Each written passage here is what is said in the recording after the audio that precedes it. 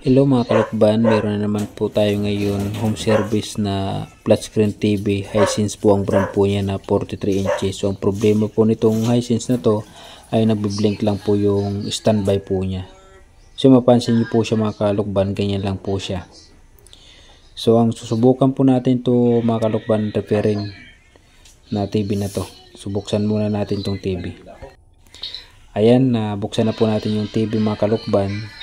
So, na-check ko na po itong TV na to mga kalukban. Ang may problema po ay itong motherboard po niya mga kalukban. So, dyan po ni-repair ko na po itong board na to mga kalukban. So, ang nakita ko po dyan may problema ay ceramic capacitor po mga kalukban. Shorted po siya. So, hindi ko na po siya pinakita kung paano po siya gawin. So, ang nakita lang po natin dito ay may shorted po siya mga kalukban. So, ngayon, nagagawin natin, itatry po natin isasalpak tong TV na to. Saksak natin kung may magtutuloy na po yung power po niya ni standby. So, ayan, may lumabas na po siya sa screen, Smart TV na Hisense. So, ibig sabihin, okay na po yung ginagawa nating board mga kalukban.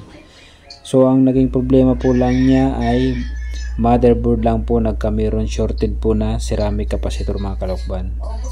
So sa mga nais po magpa-home service po dyan mga kalukban, mag-message lang po kayo sa aking Facebook page, sa aking YouTube channel, at sa aking contact number mga kalukban. So ang home service po natin, Laguna, Batangas, Cavite, Muntinlupa, Alabang, Parañaque, Rizal, Lucban, Quezon.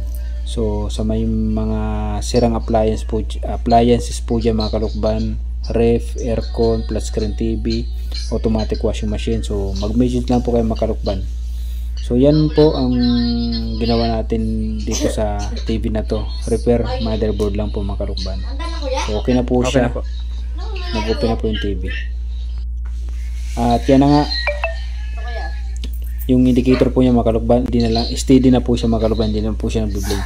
So sinabit na po natin sa bracket mga kalukban. So ngayon bubuhayin natin yung TV na to para makita natin yan mga kalukban. So lumabas yung Hisense Smart TV.